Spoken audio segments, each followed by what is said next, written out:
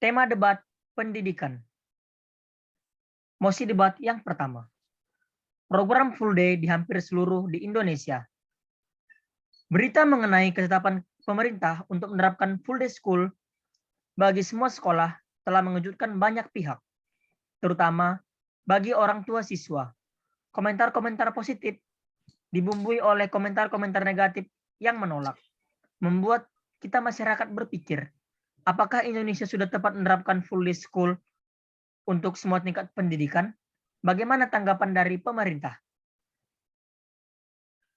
Kami dari pemerintah sangat menyetujui keputusan pemerintah mengenai full day school bagi sekolah, karena dengan adanya full day sekolah, siswa dapat belajar secara optimal dan diawasi langsung oleh guru pembimbing pelajaran tersebut. Dengan adanya full day, para siswa menjadi lebih banyak menghabiskan waktu di sekolah daripada di rumah, dan memfokuskan siswa untuk terus belajar dan mengekspor kemampuannya sesuai bidang masing-masing. Kita beri sanggahan kepada pihak oposisi. Ya, kami dari pihak oposisi menolak ketetapan tersebut. Karena sebagai anak-anak, siswa juga membutuhkan waktu untuk mengembangkan diri sendiri di rumah bersama keluarga. Dengan adanya full day, maka waktu untuk berkumpul bersama keluarga akan berkurang dan anak akan semakin terkekang yang akan menjenuhkan akibat terus diporsir untuk belajar. Ya, terima kasih. Ini adalah mosi debat yang pertama, sudah terdengar pemerintah dan juga oposisi. Sekarang kita masuk kepada mosi debat yang kedua. Sekolah tatap muka di tengah pandemi COVID-19.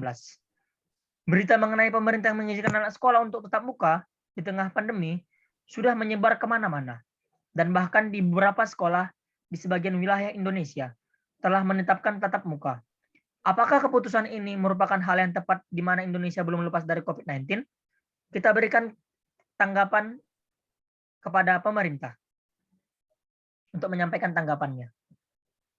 Kami dari pemerintah sangat menyetujui keputusan pemerintah mengenai sekolah tatap muka dengan beberapa pertimbangan, karena dengan tatap muka, maka para murid bisa langsung belajar dengan guru tanpa harus melalui media internet, yang dimana dengan pembelajaran online dinilai kurang efektif, karena murid cenderung malas-malasan ketika melakukan pembelajaran online. Dengan tatap muka, maka orang tua tidak harus mengarahkan terus-menerus karena guru sudah ada membimbing langsung para siswa meski terbatas, karena tidak semua siswa langsung ke sekolah. Kita berikan kepada pihak oposisi untuk menanggapi. Ya, kami dari pihak oposisi sangat menyayangkan dengan adanya sekolah tatap muka di tengah pandemi COVID-19. Karena kita tahu Indonesia adalah salah satu negara yang sangat parah terkena wabah COVID-19. Dan kami dari pihak oposisi mengharapkan agar sekolah tatap muka ditunda terlebih dahulu agar tidak menimbulkan masalah-masalah di kemudian hari. Terima kasih. Ya, itulah mosi debat yang kedua. Sekarang kita masuk kepada mosi debat yang ketiga. Bukan hanya orang tua, guru atau pendidik juga sangat berperan dalam menanamkan pendidikan karakter kepada para sekolah, kepada para siswa sekolah. Setiap anak mempunyai karakter yang berbeda yang membuatnya unik antara satu dengan yang lainnya. Karakter dari seorang anak sebenarnya tidak bisa dengan mudah terbentuk begitu saja, melainkan ada peran dari orang tua selaku yang terdekat dari anak tersebut. Untuk mewujudkan karakter tertentu kepada seorang anak dibutuhkan yang namanya sistem pendidikan disebut pendidikan karakter. Bagaimana argumen dari pemerintah? Singkat saja untuk pemerintah.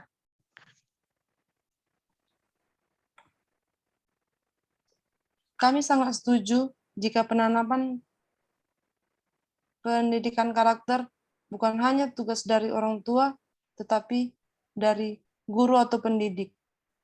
Terdapat 3 faktor yang memberikan pengaruh terhadap karakter seorang anak. Faktor yang pertama, ada orang tua, dikarenakan mereka termasuk orang terdekat dari anak-anak, sehingga kebanyakan mereka akan menghabiskan waktu bersama keluarga terutama orang tua. Kemudian, faktor yang kedua adalah faktor lingkungan yang sangat mendukung bagi anak-anak untuk pembentukan karakter. Jika lingkungan memberikan dampak positif kepada anak, maka tidak ada yang mustahil jika karakter yang terbentuk pun akan baik. Lalu, faktor yang ketiga adalah pendidik. Pendidik berperan sebagai orang tua kedua bagi anak-anak di sekolah.